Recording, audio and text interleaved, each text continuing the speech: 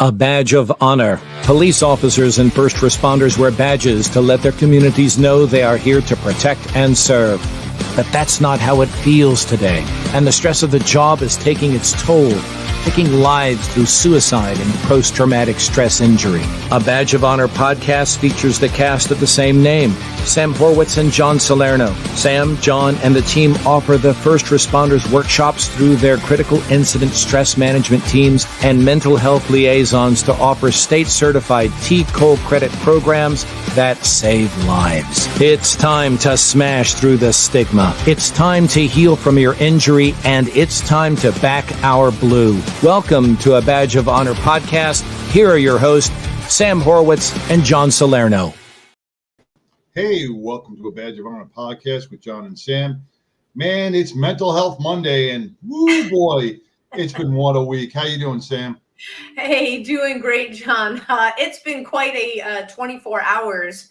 Hell yeah. But before we get into that, you blessed a lot of people on your travels this weekend. Let's just dive right in. Tell everybody what goodness you got to spread in Florida. Well, thanks to I'm part of the biker community, and the biker community really gives back so much. And they've been following Walk the Bridge.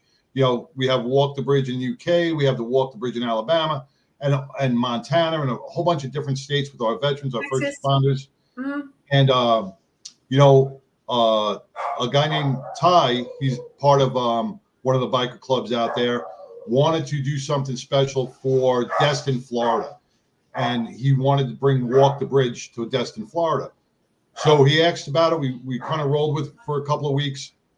And he said, I also want to bring mental health awareness to them. So that to the Destin Police Department and the Fire Department, Coast Guard, and so forth. And we went out there, and it was wonderful. We didn't have the turnout we really wanted to, but it's still all brand new. It's still all in the beginning stages. But the Badge of Honor seminar went fantastic with the people that were there. It got emotional. People, opened up, which is what it was all about, and they felt better about themselves, and it connected with everybody. And then the Walk the Bridge was terrific as we went over Crab Island Bridge.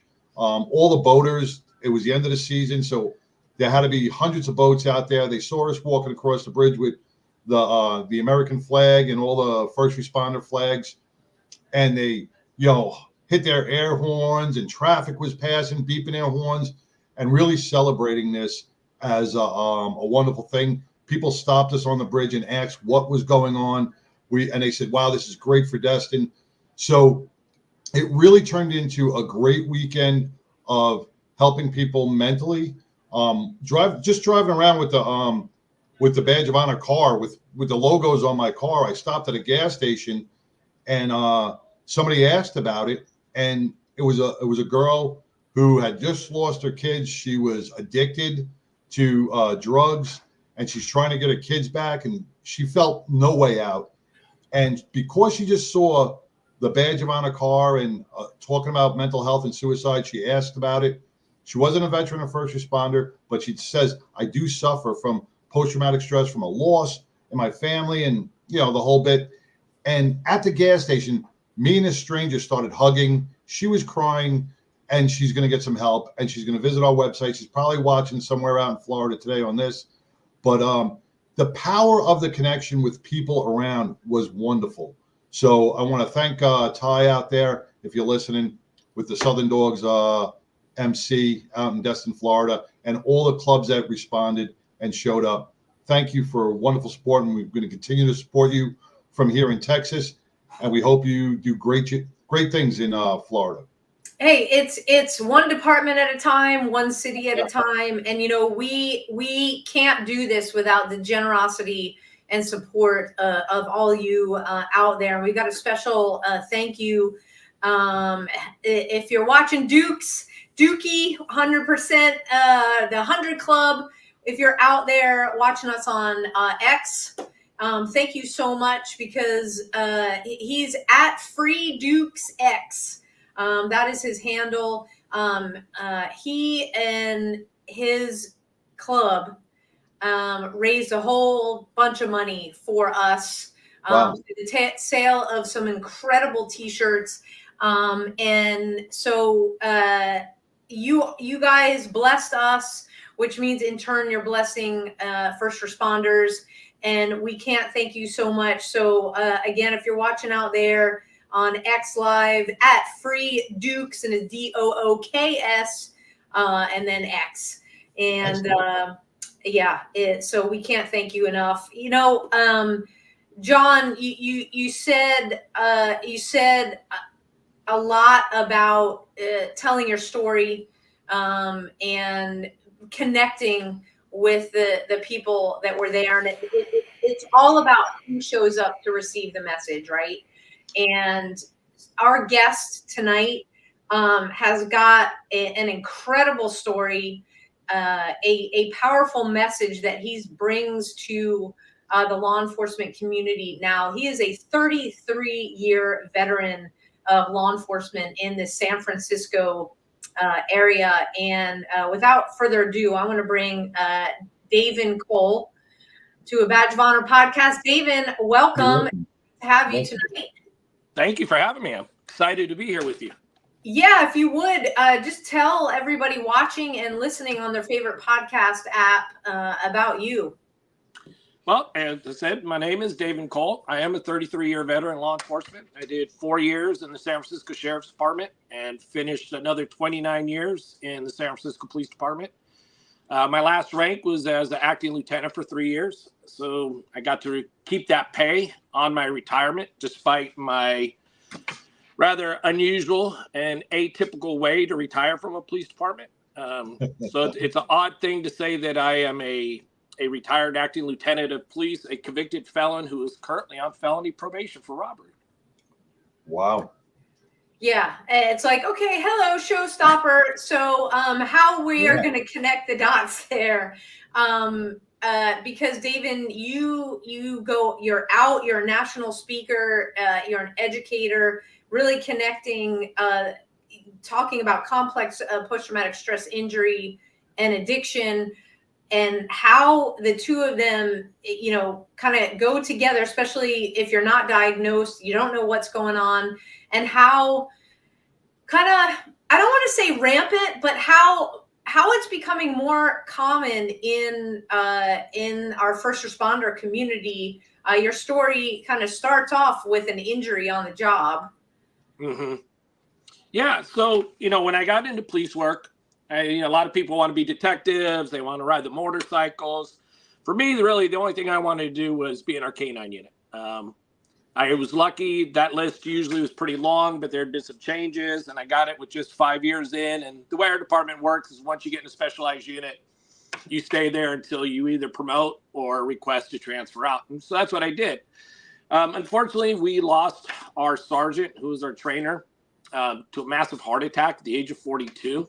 We talk about the stress of police work, and you think that someone at the age of 42 wouldn't be taken down. But unfortunately, he was.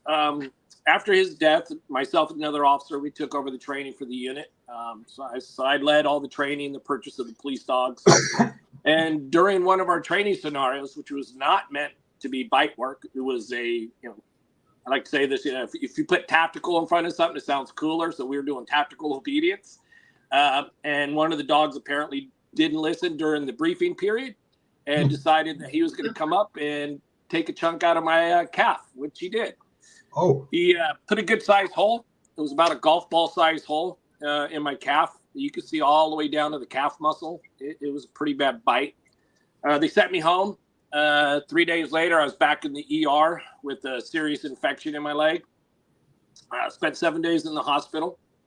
Got out of the hospital, and they had me on pretty high doses of pain medication. And the pain was bad. It got to a point. I remember it was like 3-4 months after the bite, and I'd asked the doctor who was treating me, when's the pain gonna go away? This has been a while now. And he's like, oh, it was a pretty bad injury with your infection. You're looking at probably a year before you see some comfort for the pain. Wow. That took a little bit out of me because I was like, wow, okay, the leg hurts and I got to take these damn medications all day. And, you know, our department, I think most agencies, there's an 8-hour window, you know, so 8 hours before you shift, you can't take the pain medication. And most shifts I was able to get through. Some I couldn't. Fortunately, you know, I could just go admin and strip down and be out of uniform and sit in the office and do scheduling for the sergeant and do other stuff, the training records. Other days I just have to go home, you know, because I need to take something. But that continued. A year went by, and then 2 years went by, and the pain isn't changing. And I'm seeing a pain manager and I'm seeing a neurologist. What happened was when the wound healed, the scar tissue healed around the nerves, around a nerve bundle. It was pushing up against it. So the pain, it was the same bundle that has the sciatic. So the pain would start in the calf and then go up my back into my neck. My fingers would go numb. My toes would go numb. And the pain would radiate up and down. And it was like 2.5 years in when I asked the neurologist, you know, I'm like, hey, what's my long-term prognosis, doctor, on my injury? And he looked at me and he's like, this is probably as good as it's going to get for you.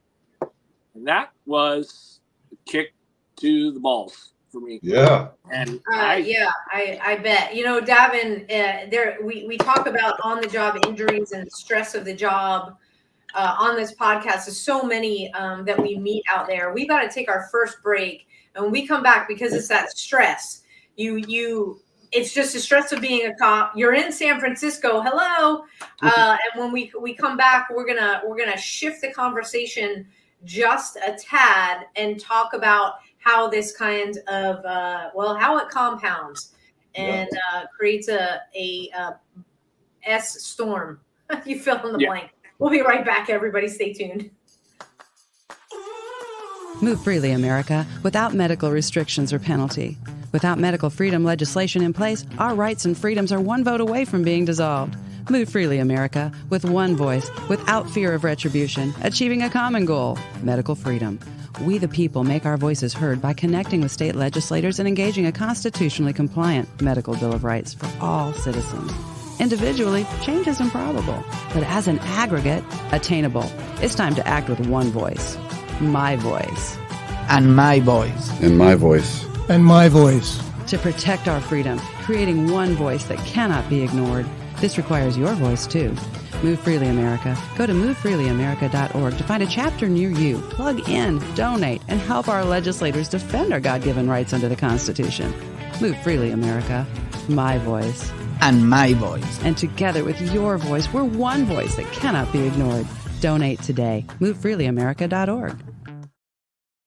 Hey, welcome back to a Badge of Honor podcast. Got a little frog in my throat. Badge of Honor podcast with John and Sam with Davin, right? Davin. I got to put that in. Davin, 33-year law enforcement veteran, has a hell of a story. You know, you were in K-9. When we left, you were telling us about a bad injury, a bite. The dog didn't listen. You know, he wasn't a good student. I do have to ask, did that dog flunk out? No, it's, you know, the handler is a good friend of mine and one of my academy classmates. It was one of those deals. You just pass them through.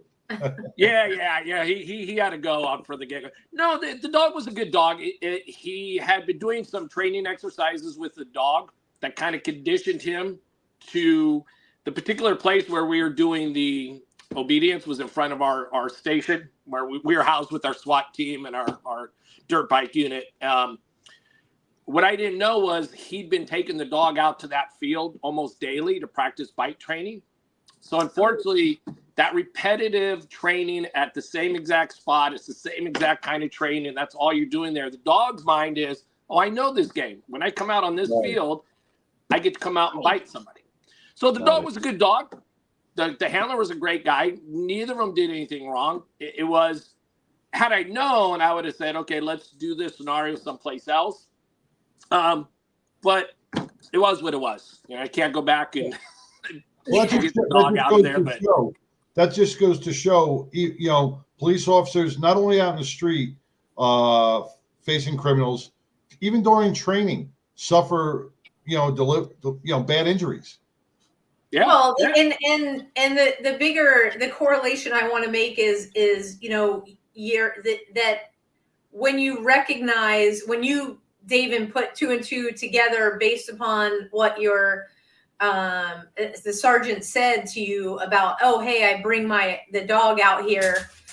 When you realize if you were told beforehand, you realize there was a problem that maybe you could have moved the training, right? So we didn't know that. I want to switch gears here because, and I know that people watching and listening are like, wait a second, Sam, former Secret Service, John was a cop for a long time in New York, same thing.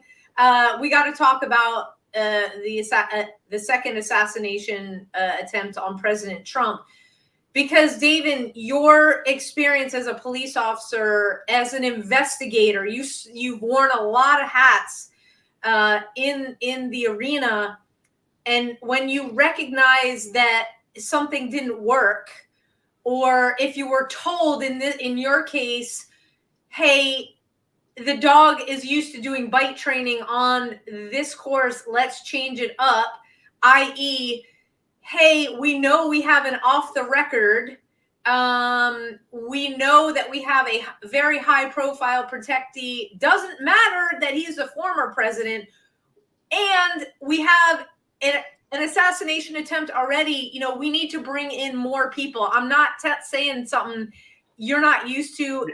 I'm sure you've worked details. What is just your take on what is going on? I mean, I think it's unfortunate. I think where we are in this country with the rhetoric, with this long division, and we've seen how that reaction has been and how it affects the police officers. And so now you have these officers out there protecting, like you said, a former president and a current presidential candidate. How do you, I mean, I don't want to blast them. I don't know what happened, but they obviously dropped the ball. We're blunt. We're blunt. They deserve the blasting. I was one of them. I don't recognize the Secret Service. Yeah, I just don't understand how on a second time somebody is able to get that close to him. I don't understand that. I know this is a Secret Service agent. I know this is a police officer. We've had a lot of dignitaries come to San Francisco. There's a lot of prep work. I mean, you should know every spot possible that an attack could come from. And I would think the Bushes would be one of them. So it's shocking. It's unfortunate. And for the rest of the members of the Secret Service who are not involved in that, who had nothing to do with it, will still feel the impact from it. They'll still be looked at different. They'll be talked about differently. It doesn't just end with that particular detail on that particular day. Right. Yeah, and you again, coming from San Francisco, you have watched politically that city just go to hell in a handbasket. To say it's trashed is an understatement. And we are not a political podcast by any means, but you were there when Kamala was there.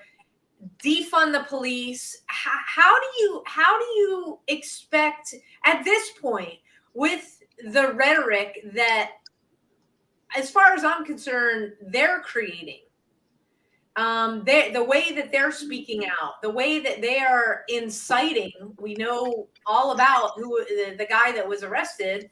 Mm-hmm. What's your take on that as well? John, I don't know who you're talking to. I don't. My phone was ringing. I'm sorry. Hook up. He's receiving via earpiece. Some additional info. Got it. San Francisco is a far left city. It's been mostly to the left, at least since the 60s. A lot of people probably don't know this. San Francisco, prior to the 60s, prior to the hippie movement, was actually a pretty strong Irish, Italian, Catholic city. Almost all the politicians, and then 60s kind of changed. The hippie movement, which my mom was part of, came in, and they just, even when Kamala Harris was a DA in San Francisco, she refused to seek the death penalty on somebody that killed one of my friends at work. One of our officers was murdered in the line of duty. I think a suspect was caught. And she said, well, I stand on the grounds of not believing the death penalty, and I'm not going to charge the death penalty on him. And that, that's not your choice. It's the California state law. If the law says, I will be honest, full disclosure, because of my belief as a Catholic, I don't believe in the death penalty, except in very rare cases in line with what the church teaches. But that being said, it's still the law. And that's what the law says to seek out. And that was her job, and she failed. She absolutely failed at it. You know, this current Governor Newsom, he's pretty much put an end to any death penalties in the state. I don't think we'll see any for a long time. But going back to San Francisco, yeah, it's the politics have destroyed the city. It's really left it where it is, where the officers don't want to work. They're afraid. They're afraid they'll get in trouble for every little thing. They change the policies all the time to make it, in my opinion, more difficult for them to do their job. And they can't get anybody to come in. We used to have academy classes of 50 officers 3 times a year. Now they're lucky to get 20. Yeah. Twice a year. That's nationwide. That's really nationwide. That's really nationwide, and you hit it on the head. A lot of our DAs and a lot of our political leaders are handcuffing our police, and cops are now second guessing themselves before they act. And in a split-second decision, that's going to be your life. You know, you got to let cops be cops. You got to let them do their job, man. 99% of the cops out there are doing the job to the letter of the law. They're acting in good faith. They're looking out for the public. Yes, you have your bad cops out there like in any other profession, but you got to trust those good ones out there that they are going to protect our citizen population. We cannot oversee them. These political people who have never done harm on the street should not be overseeing our police officers. Yeah, it causes stress, and what we've seen is it's caused other things that we can't come back from. You know, and that's the sad part. And Davin, I did exactly what John did. My apologies, Davin. What you're doing is through your experience and through your story, you are really going out there speaking nationwide to police officers, to groups of people, to say, hey, I've got something that you can come back from. It's not the nail in the coffin, so to speak, as it relates to being a productive citizen and making a difference. We got to take our next break. When we come back, we are going to dive, like head first into that story. Head first. Diving in head first. Right back, everybody. Interested in starting a podcast or TV show? Worried about what you'll say and how to keep it engaging? Think you'd like to be a guest on podcast, radio, or TV shows? Hi, I'm Susan Hamilton, owner and founder of OBBM Network, and I would like to invite you to an OBBM media training to get the tools you need for a relaxed and polished performance you'll be proud to share. Our specialized training techniques include role play, voice training, and everything you need to deliver a confident, clear, and engaging interaction. Go to offbeatbusiness.com. Go to the calendar and register for a training that's convenient for you. Dates available now, 214-714-0495. Hey, welcome back to a Badge of Honor podcast with John and Sam. Man, we ended on a little political note, a political aspect, but we wanted to bring it, and today is really about Davin. Right? David. Post-traumatic Put stress. it on a post-it. DAY. I do have memory issues. Davin, 33 years is a respectful number. In New York, they do 20 and out. They can't after 5 years. They're counting down their days, to 20 and getting out. And it's real respectful to be able to do 33 years in a department and serve your community. But that came with trials and tribulations, man. You got bit, you got injured, and you have a story that you want to share with everybody. And it's probably not unique in looking at 900,000 law enforcement officers across the country.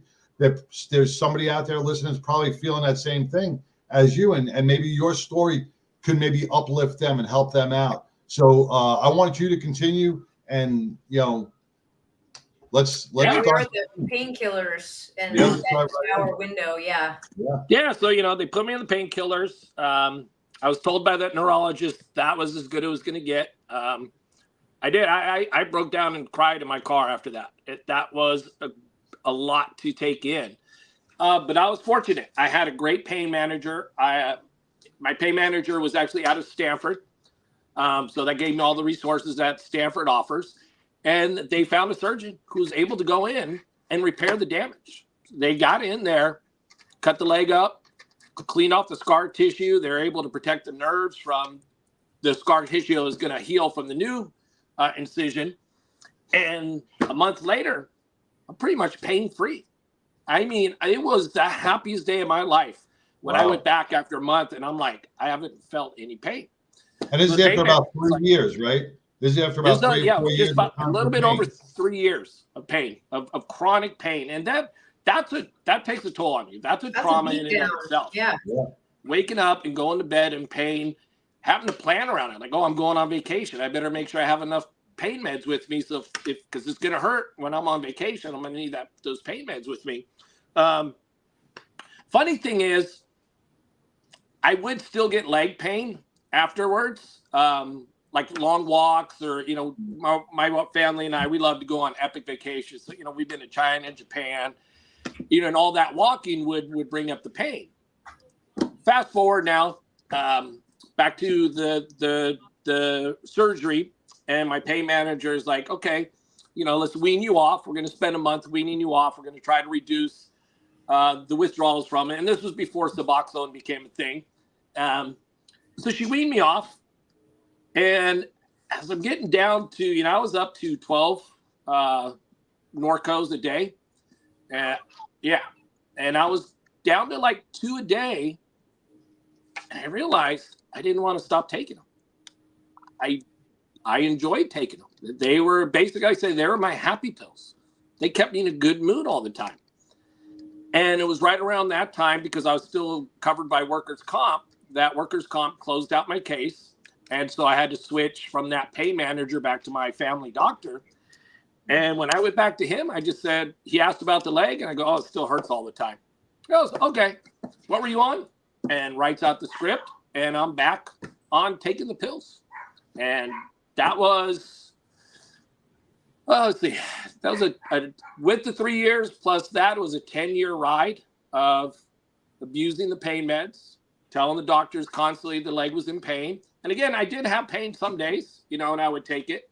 At that point, did you think it was an addiction, or did you think that, hey, this is normal? Did you normalize it, or like, because there are a lot of guys that get stuck on pain medication, and they trick themselves into thinking, I need this. Did you ever once say, holy crap, I think I'm addicted to this? I knew about the 3rd, 4th year that I was addicted to it. But I also, like you said, I justified it though, because, well, you know, the leg pain does come back, you know, right. So I need to keep the prescription going. And, you know, I can't stop now because I'll go into withdrawals, and that continued for another few years. And then as the laws changed, you used to be able to get a refill 10 to 15 days before your next refill. It was no problem. Then it became 5 days, and then it became 3 days. And then it became, you could not refill it until the day before your, the 29th day out of the 30-day prescription. Well, in between that time, because I had to start regulating the pills better because it was getting harder and harder, you know, you get creative. And I've talked to other officers and first responders where, you know, there's always someone in your family that has their pain meds that they don't want anymore. There's other officers are like, oh, it makes me nauseous. Oh, you can have mine if you need them. So there's ways to work it. But when there wasn't, and this was what I normalized, was the drinking. Well, the drinking isn't an addiction. The drinking is because I need to come home and relax. Even though that was why I kept taking the pills, was so I could be happy. But now I was adding alcohol to it. And it became the sliding scale. The more pills I had, the less alcohol I would drink. And the less pills I had, the more alcohol I would drink. Until it just became every night. Every night I was polishing down about a half a bottle of vodka. Half a bottle of 750 milliliter bottle. I was knocking down easily every night. And here's another thing that us addicts tell ourselves. I don't drink during the day. I don't go to work drunk. Right. I don't take the pills at work. So again, the justification. Yeah, I'm okay. I am a The biggest misnomer out there is functioning addict. There is no fucking functioning addict. You think you're functioning, but it's a lie that you tell yourself. Is that, oh, I got a good job. I take my family on great vacations. I'm getting promoted. Now I'm a sergeant. Now I'm working investigations. I'm still doing good. I'm running my own unit. They put me in charge. Here's one of the ironies of my story is they put me in charge of our homeless outreach unit. Initially, it was just me and 6 officers. Eventually, we grew to me as the acting lieutenant and another lieutenant with 45 officers and a captain above us. But I was also the main coordinator for our pre-arrest diversion program for drug addicts. So I, as the sergeant, before I moved up to lieutenant's position as a sergeant, I was out there on the street talking to people who had an addiction issue, say, hey, I could get you into this program. You could get sober. They offer all the help. And in 30 minutes, I could have a case manager right here for you. I was great at it. I talked people into the program all the time. And then I'd go home and look at myself in the mirror and go, holy cow, you're such a hypocrite. You're getting all these people help and you can't get your help. And I knew I had addiction. I knew I needed help. Our department, we all like to bash our departments and say, but I'll tell you one thing. I still love the SFPD. And I think we have probably one of the best employee assistance programs. We call it our behavioral science unit. They come up every 2 years. We have to go through our refresher training. We call it continuous professional training.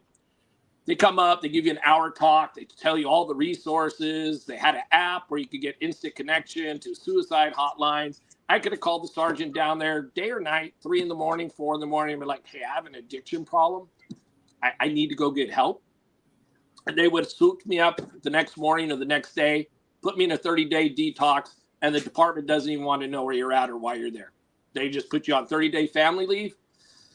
And yet, with all those resources, I couldn't do it because I didn't want to admit to someone else that I had a problem.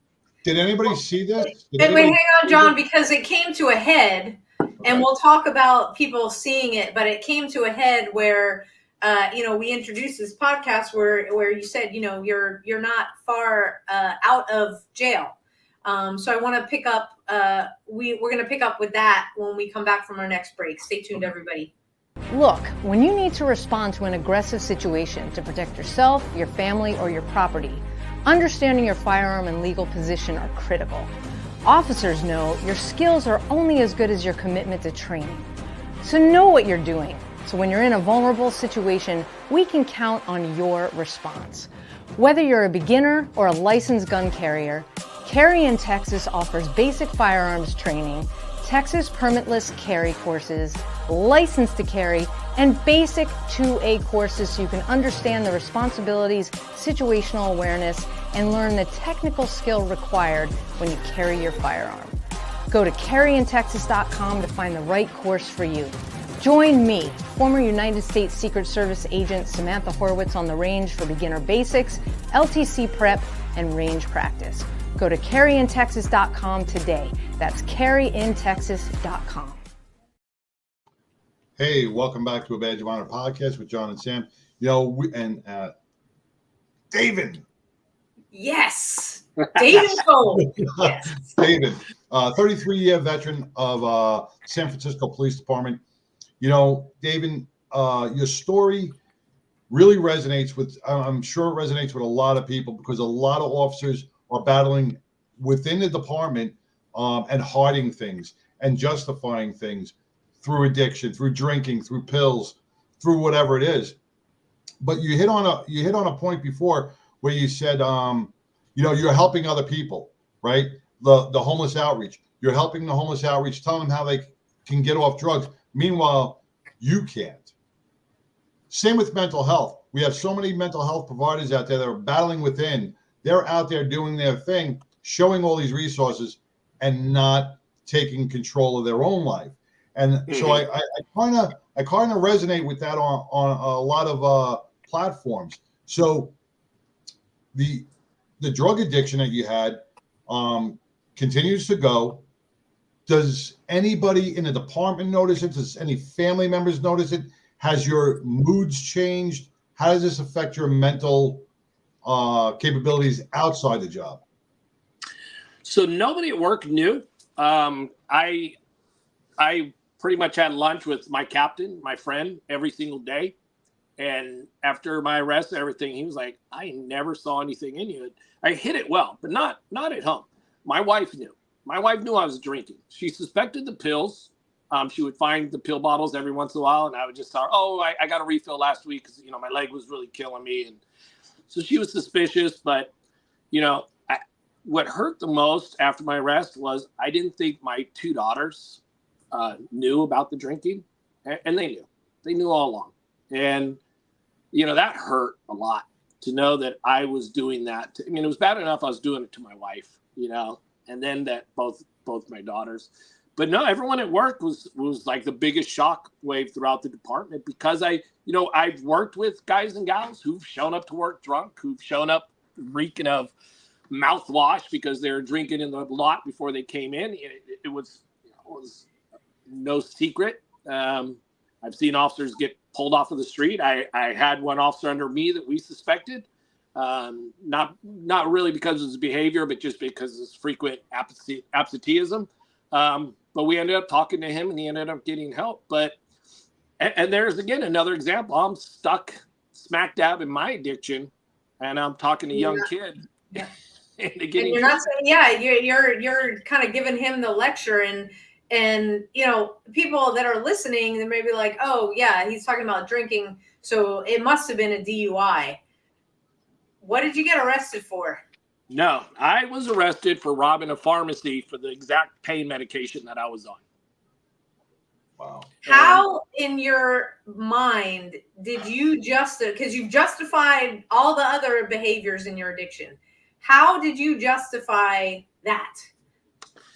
Well, in my head, I thought, this is it. What led up to it was I was running out of pills. I couldn't get them from anyone else. I was supposed to leave to Mexico for a destination wedding.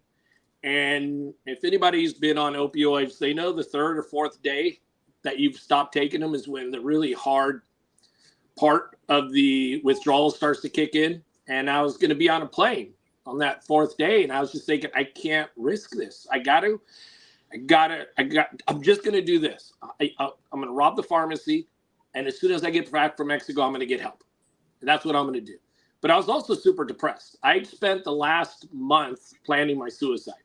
I'd already mapped it out. I was going to drive off of a cliff so it wouldn't look like a suicide, in my mind. Because I just couldn't do it anymore. I couldn't. But I would, no, I'm not going to do that to my wife. I'm not going to do that to my daughters. And then I would just sit there again and go, no, I can't do this anymore. I'm never going to get out of this addiction. I'm never going to be who I was. I'm just going to go kill myself. And so as I'm sitting there, I'm like, the only way I'm going to get pills is just to go rob this pharmacy.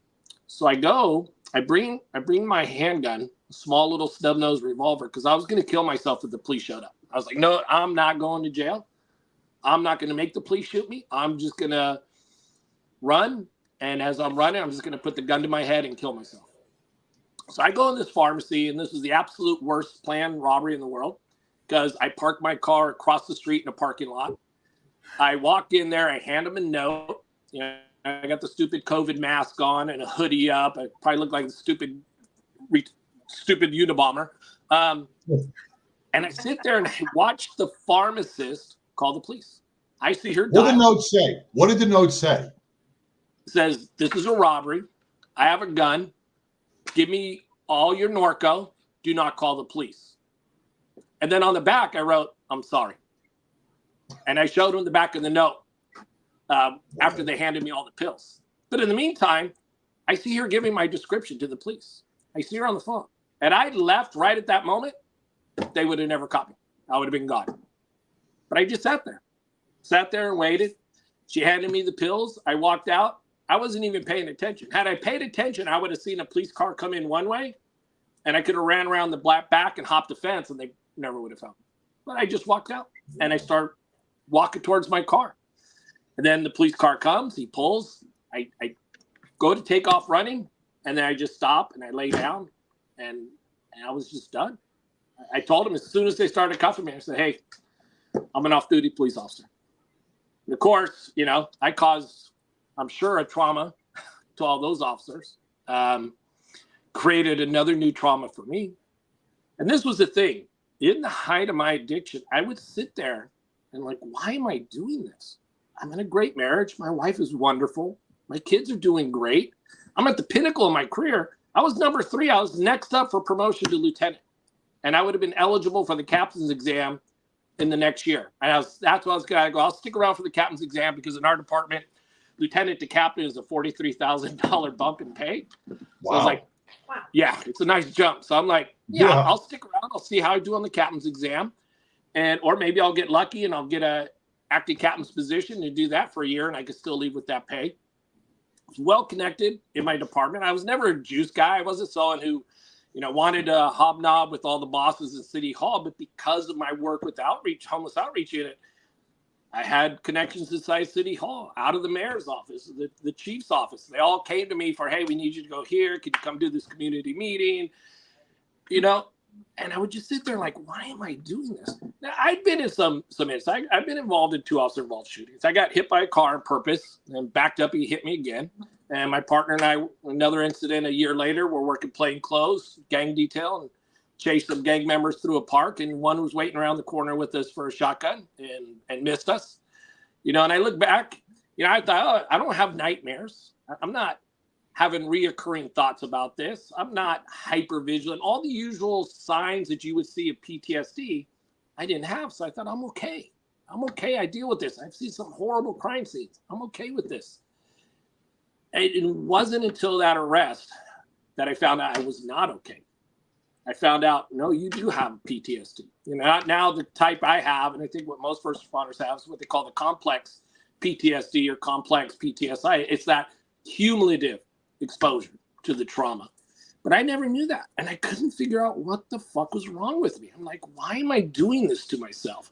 Yeah, I was depressed. I wanted everything to end.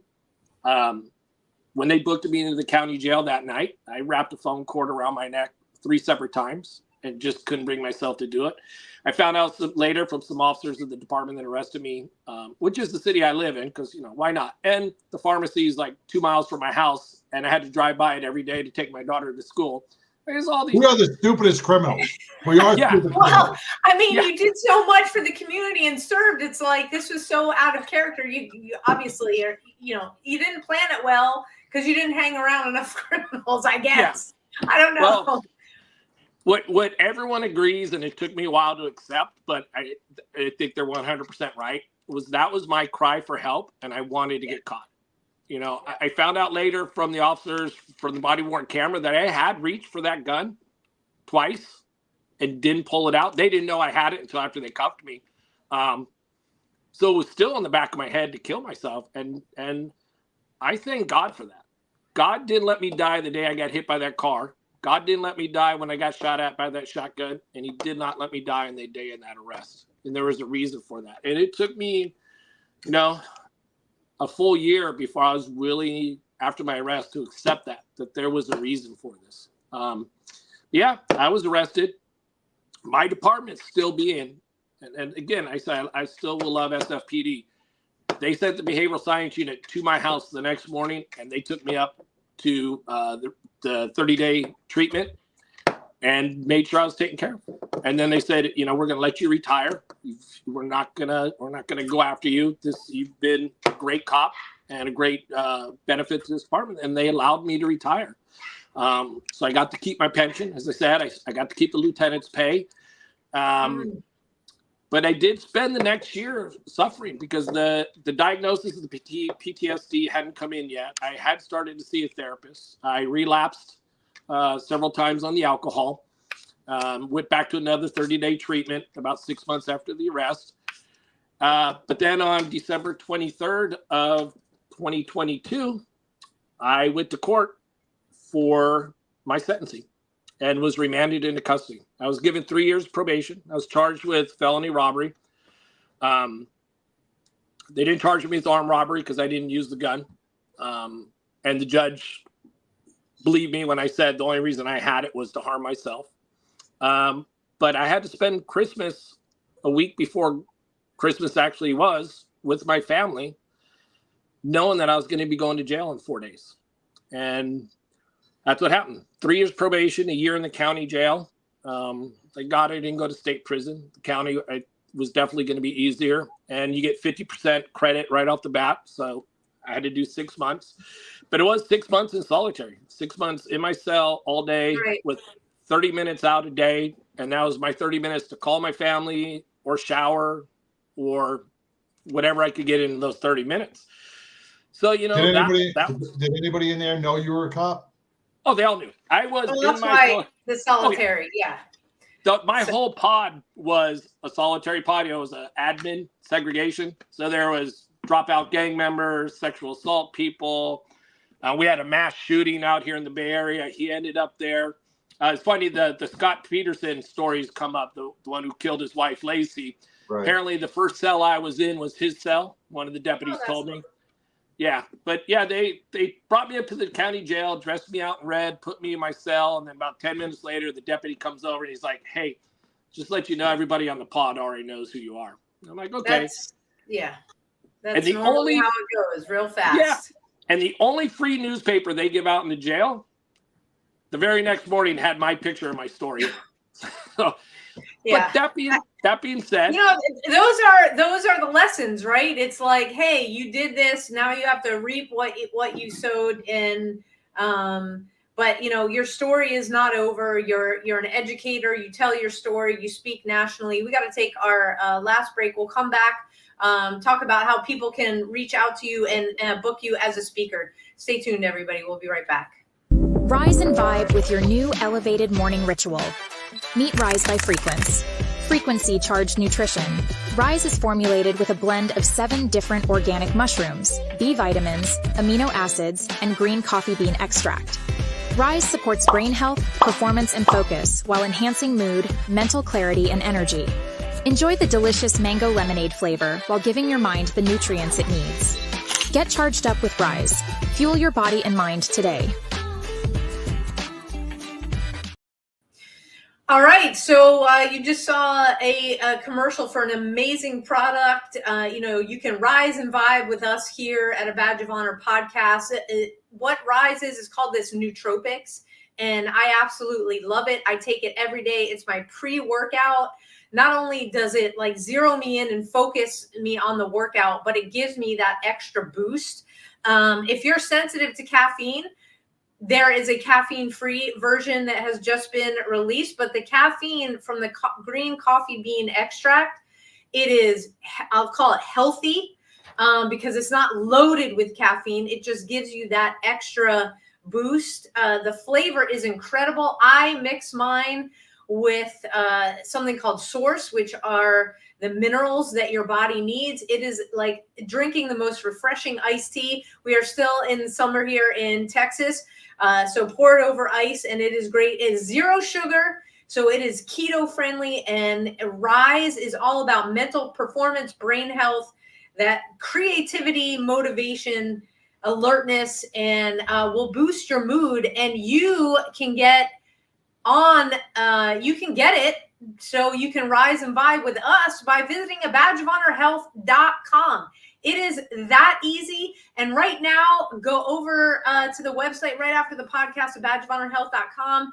We got if you bundle it together and you sign up for a subscription, you will get a discount. And we so much thank you for your support. Again, rise and vibe with us at a Badge of Honor podcast by visiting a badgeofhonorhealth.com. And we are now going back to the podcast with Davin and John. So Davin, you know, this is like, okay, you're a cop, 33 years. You've now done your time in jail and lockup, 6 months in solitary because you're a cop. Everybody knows it's on the front page of the paper. And you didn't waste this. You didn't waste this opportunity. When you got out, you said, nope, I have to get my story out there because there are others that are suffering just like me.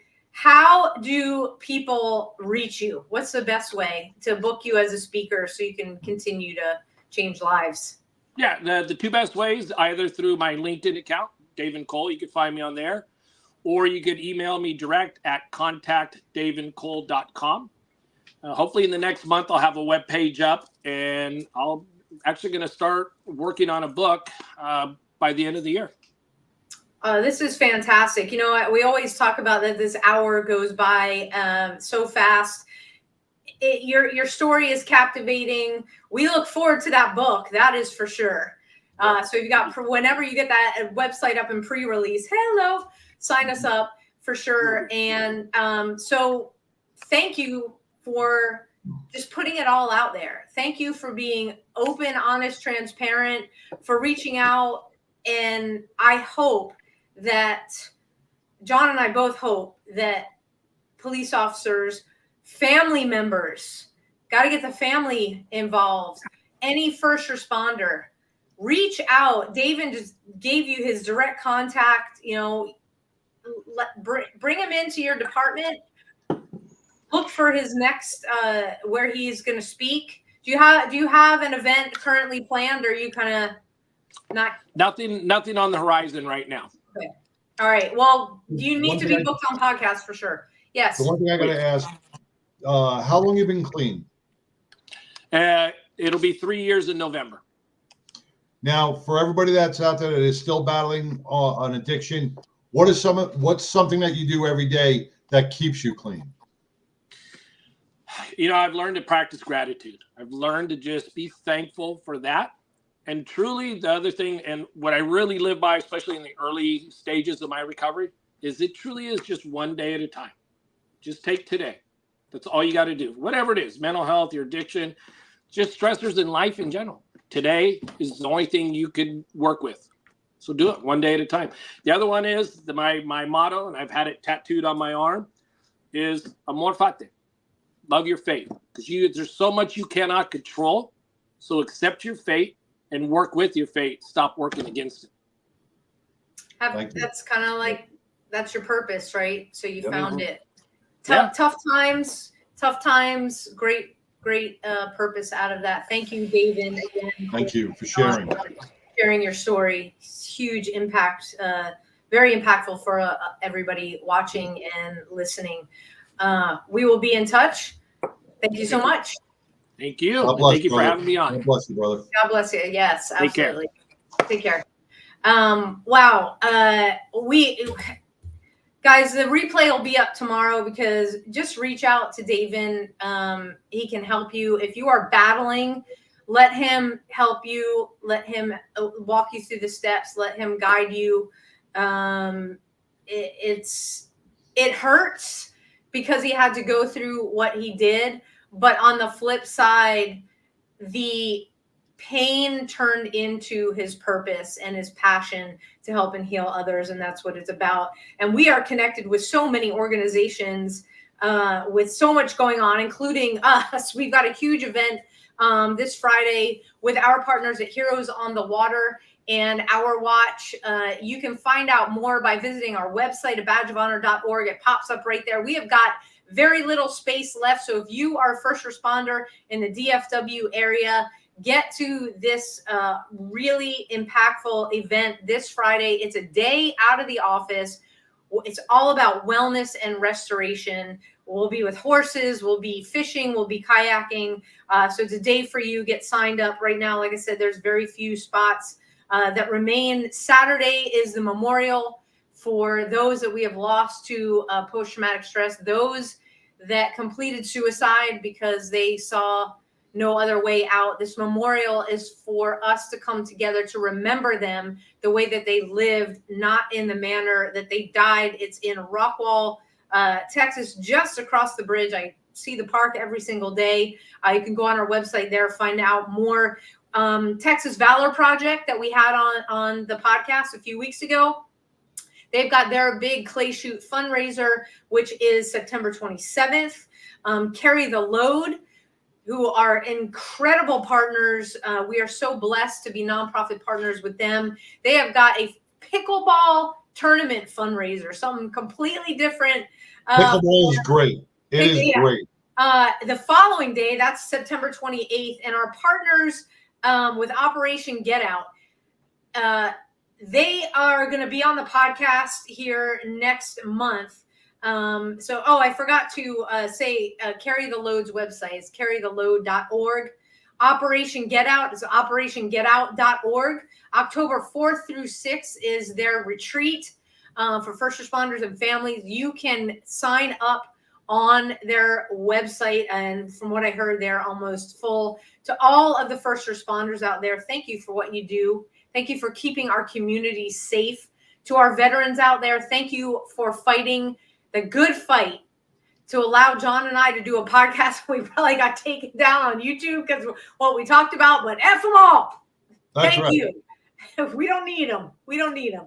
Thank you so much for that, for our active duty personnel that is serving across the globe. And despite what our, Kamala Harris said the other day, there are no active duty personnel in any combat zones. We know you're full of shit because they all got on to social media to say, hey, we're in a combat zone. Hello. So for all of you active duty personnel out there in those combat zones, we are praying for you. Thank you for keeping us safe, our shores safe here at home.